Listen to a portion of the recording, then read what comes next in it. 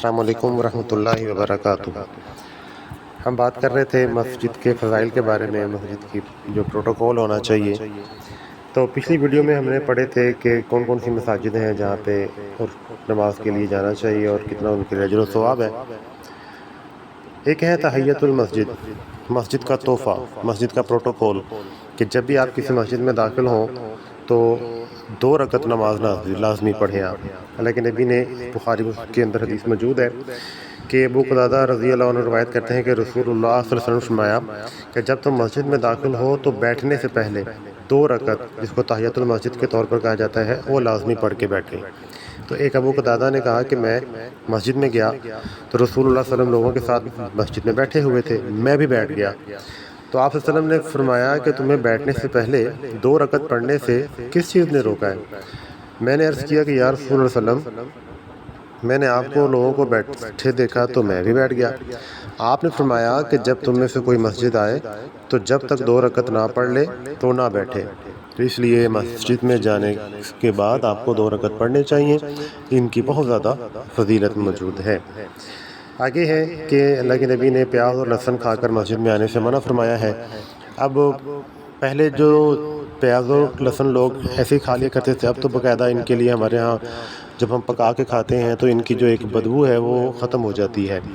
تو اس کے بعد جو مسواک کا ایک نظام ہے وہ بھی بہت ضروری ہے کہ جب ہم ہر وضو کرنے کے دوران، وضو سے پہلے مسواک کرتے ہیں تو جو منہ وغیرہ کی جو اسمیل ہے وہ ختم ہو جاتی ہے۔ تو اس کی وجہ سے حدیث جو موجود ہے کہ جابر بن عبداللہ روایت کرتے ہیں کہ اللہ کے نبی نے فرمایا جو شخص لہسن یا پیاز کھائے تو وہ ہماری مسجد سے دور رہے اور اپنے گھر میں بیٹھا رہے۔ تو یہ بالکل اسے حرام نہیں قرار دے دیا، تو یہ احتیاط دی ہے کیونکہ اس کو کھانے سے منہ میں بدبو آتی ہے اور بدبو سے دوسرے جو نمازی ہیں وہ پریشان ہوتے ہیں، ان کی پریشانی کا سبب بنتا ہے۔ تو اس لیے اسے پرہیز کرنا چاہیے، ورنہ ایک نبی نے، اللہ کے نبی نے مغیرہ بن شعبہ کو ایک ان کے مرض تھا سینے کا، اس کی بنا پر لہسن کھا کر مسجد آنے کی ان کو اجازت دے دی تھی۔ تو یعنی کہ یہ اتنا سخت معاملہ نہیں ہے، تو آپ اگر کھاتے پیتے ہیں تو پھر اس کے بعد اپنے اگر منہ سے اسمیل ہے تو پھر اس کا بندوبست کر کے مسجد میں آپ کو آنا چاہیے۔ پھر اللہ کے نبی نے مسجد میں تھوکنے سے منع فرمایا ہے۔ اللہ کے نبی نے فرمایا مجھ پر میری امت کے اچھے اور برے اعمال پیش کیے گئے۔ میں نے دیکھا کہ نیک اعمال میں راستے سے تکلیف دہ چیز کو دور کرنا بھی ہے، یعنی کہ اتنا چھوٹا سا عمل بھی ایک نیک عمل کو کاؤنٹ کر کے بتایا گیا، اور برے اعمال میں مسجد میں تھوکنا بھی ہے جس پر مٹی نہ ڈالی گئی ہو۔ تو آج ہماری مساجد تو ایسی پکی ہیں، تو ایسے اس چیز پہ شکر ہے اللہ کا کہ ہم سب عمل کرتے ہیں، پرہیز کرتے ہیں ایسے عمل سے، لیکن پھر بھی یہ احتیاط کرنی چاہیے ہمیں کہ مسجد میں خاص کر کسی دیوار میں جہاں پہ نماز پڑھ رہے ہیں تو وہاں پہ ایسا تھوکنا جو ہے وہ بالکل بھی مناسب نہیں ہے، لیکن نبی نے منع فرمایا ہے۔ تو جہاں پہ وضو خانے موجود ہیں تو وہاں پہ یہ عمل آپ کو، وہاں پہ آپ اچھی طرح وضو کے دوران اپنے منہ کی صفائی جو ہے وہ کر لیا کریں۔ پھر اللہ کے نبی نے مسجد میں آنے کے دوران ایک عمل سے منع فرمایا ہے۔ آپ نے فرمایا ہے کہ جب تم وضو کر کے مسجد جانے کے لیے گھر سے نکلو تو ایک ہاتھ کی انگلیاں دوسرے ہاتھ کی انگلیوں میں نہ ڈالو، بے شک اس وقت تم نماز ہی میں ہوتے ہو۔ تو یعنی کہ نماز پڑھنے سے پہلے آپ گھر سے وضو کر کے آئے ہیں، مسجد میں وضو کیا ہے، نماز کے لیے آپ نے انتظار کر رہے ہیں، تو انگلیوں میں انگلیاں ڈال کے مسجد میں نہیں بیٹھنا، اس کے لیے اللہ کے نبی نے منع فرمایا ہے۔ تو اسی کے متعلق ایک اور حدیث بھی منع ہے کہ کعب بن عجرہ روایت کرتے ہیں کہ نبی رحمت صلی اللہ علیہ وسلم نے فرمایا کہ مسجد میں ایک ہاتھ کی انگلیاں دوسرے ہاتھ کی انگلی میں نہ ڈالو، تم نماز ہی کی حالت میں ہو جب تک نماز کا انتظار کر رہے ہو۔ تو پہلے منع فرمایا ہے، بعد میں کوئی حرج نہیں ہے۔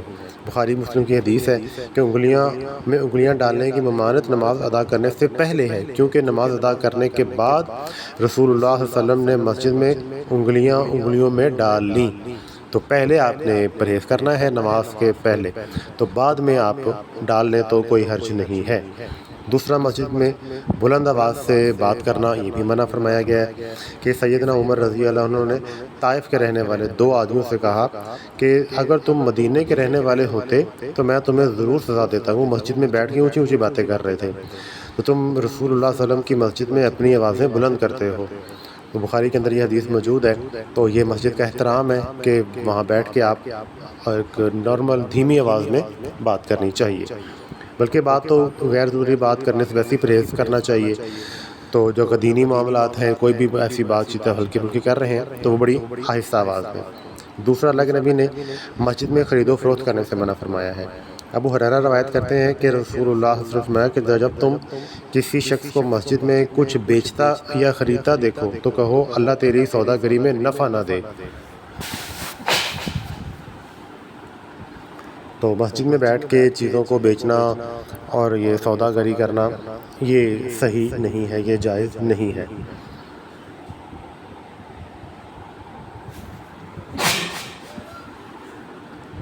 اور اسی طرح مسجد میں یہ جو گم شدہ چیزوں کا اعلان کر دیا جاتا ہے، چھوٹی چھوٹی چیزیں جو ہیں، تو اس سے بھی پرہیز کرنا چاہیے۔ اللہ کے نبی نے فرمایا کہ جس وقت تم کسی شخص کو مسجد میں گم شدہ چیز کا اعلان کرتے ہوئے دیکھو تو تم کہو کہ اللہ تجھے وہ چیز نہ لوٹائے۔ بس بے شک مسجدیں اس مقصد کے لیے تو نہیں بنائی گئی تھیں۔ جو ویسے نماز پڑھتے نہیں ہیں، صرف اعلانات کرنے کے لیے مسجد کی طرف آ جاتے ہیں، تو یہ چیز نہیں ہے۔ مسجدیں بے شک عبادت کے لیے بنائی گئی ہیں۔ مسجد میں سونا جائز ہے۔ عبداللہ بن عمر روایت کرتے ہیں کہ وہ مسجد نبی میں سو جاتے تھے، حالانکہ وہ کوارے نوجوان تھے، تو یہ مسجد میں سونا جائز ہے۔ مسجد میں مشرک آدمی کا داخل ہونا کوئی بڑی بات نہیں ہے، داخل ہو سکتا ہے وہ، کیونکہ اللہ کے نبی نے ایک مرتبہ بنو حنیفہ کے ایک شخص ثمامہ بن اسال جو بادشاہ تھا وہاں کا، اس کو مسجد کے ستون سے باندھ دیا تھا۔ اس وقت وہ مشرک تھا، غیر مسلم تھا، اس کو باندھ دیا تھا۔ تو مسجد میں غیر مشرک جو مشرک ہے وہ داخل ہو سکتا ہے، تو اس میں کوئی حرج کی بات نہیں ہے، داخل ہو کے ظاہر ہے وہ ہم سے آ کے دیکھے گا ہمارے طریقے کو، رویوں کو، تو وہ ہو سکتا ہے کہ وہ اس کے لیے تبدیلی کا سبب بن جائے اور وہ اسلام کی دعوت کو قبول کر لے۔ اللہ ہمیں عمل کی توفیق عطا فرمائے۔